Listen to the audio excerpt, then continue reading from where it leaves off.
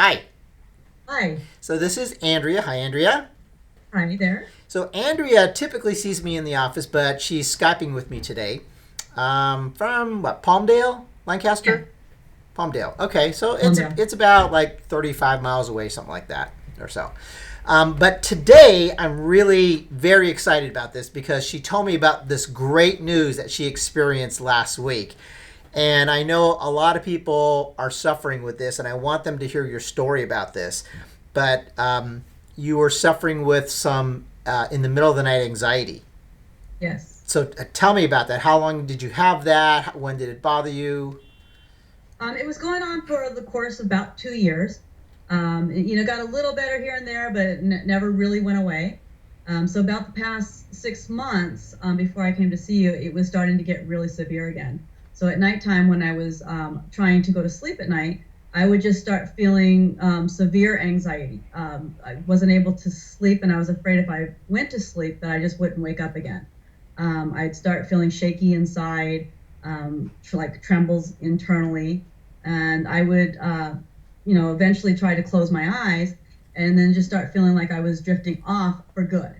So I would force myself to wake up.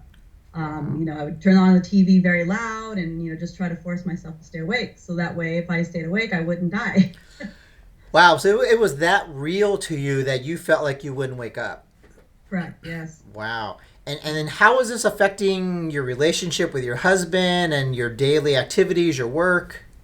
It was dreadful because I wouldn't actually finally fall asleep until maybe 3 o'clock, 4 o'clock in the morning every day.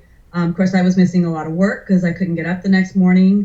My husband was just miserable because I'd wake him up and tell him, watch me, please, in case I die. Make sure you wake me up if I'm Mhm. dying. So it was miserable for everybody around me. Wow. Now, had you been on some kind of anti-anxiety medication? My doctor had only prescribed me Xanax, which I almost refused to take. It made me just feel even worse. Talk about not being able to go to work. When it did knock me out, I just felt like a zombie. So I couldn't really take it. So did you just take it selectively? I would take it maybe once a week out of desperation, just sheer desperation to make it stop. Okay, okay. And you actually saw me for thyroid and Hashimoto's, but anxiety was very high up on the list of symptoms that you had had. Yes. Okay. So we started working together and we started trying a couple of other things to help you with your sleep. And then I got this wonderful message from you about your anxiety. Tell me about that. So you had started me on the Fanitropic, and it was just because I was talking about the anxiety. And the first night that I took it, I felt a calmness. And then as I've been taking it, it just seems like things are getting, it's gone. The anxiety's gone. I don't feel Completely it at gone. all anymore. I've been able to go to sleep. It's been a miracle, honestly. I never thought that I could actually just say it's gone. After 2 years, it's gone. After 2 years, it's gone. And I was afraid to actually admit that because I didn't want to jinx it. But, it's been, what, 2 weeks now, I think, Mhm. since I've been on the Fanatropic, and I have not felt it at all, not once. Wow, wow. Yeah. So let me ask you something, because everybody who's watching this is going to think that, oh, all I got to do is get this phenotropic and it'll just solve my whole anxiety. Were there other things, do you think, that played into this that helped with your improvement? I think also just, the dealing with my stress differently.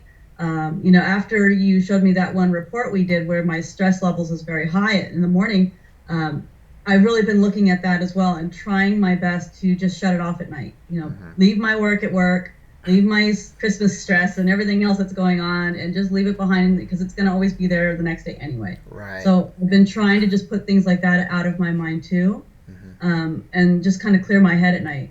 Great. Uh, so that's really been helping a lot too. Wonderful. Now, so one of the things I talk to people when they tell me they have anxiety or depression is that it's not because you have a shortage of anxiety or depression medication. Uh-huh. Right? And traditional medicine doesn't go after the root cause of the anxiety or medication. They just kind of give you a pill and say good luck. So Yes, we actually went to the root cause, and it seems like that's what worked really well for you. definitely, definitely. Because a lot, you had talked to me about the leaky brain. And even after just some of the other supplements you put me on, things are starting to clear up for me. That's a little slower, but it's getting better. There's definitely improvement there. I can think a little bit straighter. I'm not forgetful as much as I used to be, so that's helping too. So it's just, as you're explaining how all of this stuff is linked together, it's making sense. And now for me, it's just like there's a whole big picture that I just never saw before. Right. So it's amazing to me how just everything's just linked like this. Yeah, and unfortunately, your other doctors didn't explain it to you that way either. Never, no. Congratulations. Great. Good for you. Thank you so much. Yeah, thank you. Great job. Okay, bye-bye. Thank you. Bye-bye.